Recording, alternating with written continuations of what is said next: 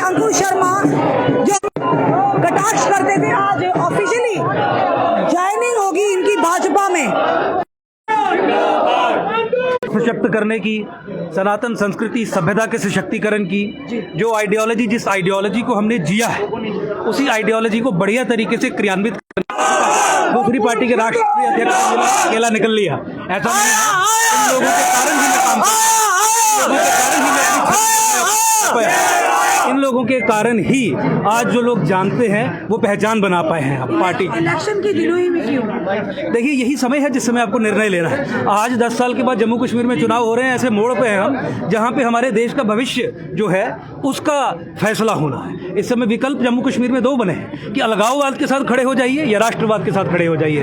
राष्ट्रवाद और राष्ट्रवादी ताकतों को मजबूत करने के लिए और राष्ट्रवादी समाज को मजबूत करने के लिए हमने अपना जीवन न्यौछावर किया है, हमने अपना जीवन समर्पित किया है और तमाम हमारे जितने भी कार्यकर्ता है उन्होंने जम्मू कश्मीर की और जम्मू कश्मीर में खासकर राष्ट्र की और देश की सेवा करने के लिए कोई भी स्टोन अनटर्न्ड नहीं छोड़ा। इसीलिए इस समय ज्वाइन करना जरूरी था। कई बार ऐसी नीतियां, सरकार की नीतियों के खिलाफ आवाज उठाई है। सरकार किसकी है? भारतीय जनता पार्टी की। तो किस तरह से उन नीतियों पर पॉजिटिव सोच लेकर आप काम करवाएंगे? देखिए, नीतियों पे विचार विमर्श चलता रहता है। Once you are inside the party तो विचार विमर्श के बाद ही नीतियों का निर्माण होता है। मुझे लगता है कि पार्टी के डिसिप्लिन को समझते हुए, पार्टी की कार्यप्रणाली को समझते हुए नेशनल इंटरेस्ट में आगे भी हम काम करते रहेंगे। लोकसभा चुनाव में भी आप अकेले रहे हैं, ऐसा क्या देखा आपने जमीनी स्तर पर कि आपको भाजपा जो है वो आज ज्वाइन करनी पड़ी, और क्या लगता है कि भाजपा जो है आने वाले समय में जम्मू कश्मीर का भविष्य किस नजरिए से देखती है? देखिए, जम्मू कश्मीर में भाजपा ही एक ऐसी पॉलिटिकल पार्टी है जो राष्ट्रवाद को और देश को यहाँ पे स्थापित करने के लिए कृत संकल्पित है।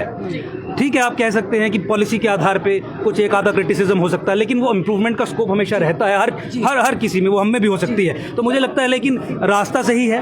राष्ट्रवाद और अलगाववाद में भाजपा के अलावा दूसरा कोई, अगर आपको राष्ट्रवाद के साथ खड़े होना है, कोई दूसरा विकल्प पूरे भारतवर्ष में नहीं है। जो रहा है एकम सनातन अलग होगा वही चलेगा, आप सिर्फ आ रहे हैं? नहीं, देखिए, हमारी पूरी यहाँ जम्मू कश्मीर की यूनिट आपके सामने है, वो टेक्निकल चीजें रहती हैं। हम अपने समर्थकों के साथ, मैं स्वयं पार्टी में आ रहा हूँ भाजपा में। आप अध्यक्ष हैं तो नेचुरली फिर एकम सनातन ही मर्ज हो गया ना? नहीं, उसमें कोई सारे और लोग हो सकते हैं जिनकी भिन्नता हो सकती है।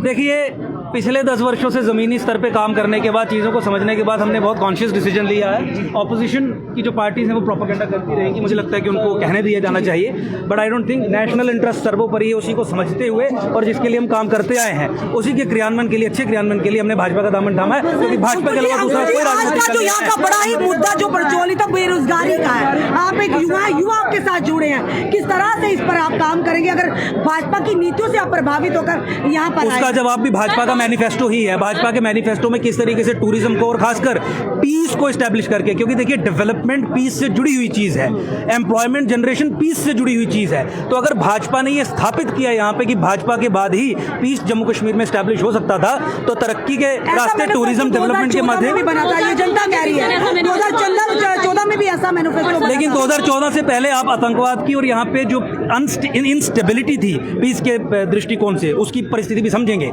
पहले चरण में भाजपा ने पीस एस्टैब्लिश किया है। या देखिए, आप जितने भी इंस्टीट्यूशंस हैं, सड़कें हैं,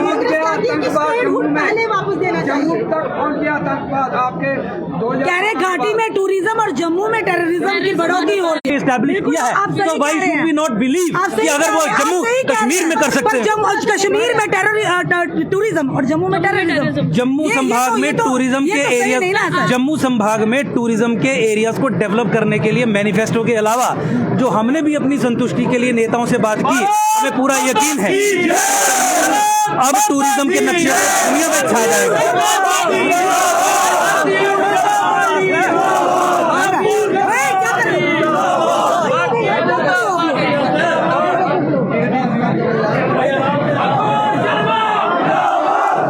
चलिए, आपने देखा अंकुश शर्मा जी यहाँ पर आज भारतीय जनता पार्टी का ऑफिशियली दामन थामने आए हैं और हमने इनसे सवाल भी किए हैं कि आप किन नीतियों से प्रभावित हुए, और ये सवाल भी किए हैं कि बेरोजगारी को लेकर हमेशा केंद्र सरकार पर कई बार आपने कटाक्ष की है। अब आपने खुद ही केंद्र में तो भाजपा की सरकार है, अब किस तरह से आप भी भाजपा में शामिल होने के बाद भी नीतियों का विरोध करेंगे या कहीं ना कहीं चुप्पी साधेंगे?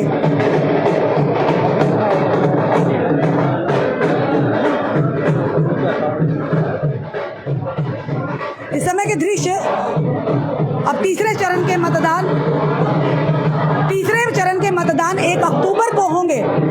आदान प्रदान हो रहा है, नेताओं का रुख जो बदल रहा है एक पार्टी से दूसरी पार्टी, ये सियासत का एक हिस्सा है। वहीं पर अगर बात करें, अंकुश शर्मा एकम सनातन के जो अध्यक्ष हैं, उन्होंने एकम सनातन की जो बुनियाद रखी थी, किस सोच के साथ आज उसी सोच को लेकर भाजपा में शामिल हो रहे हैं। आप देखना ये है कि सरकार की कई ऐसी नीतियों के खिलाफ आवाज उठाते हैं अंकुश शर्मा।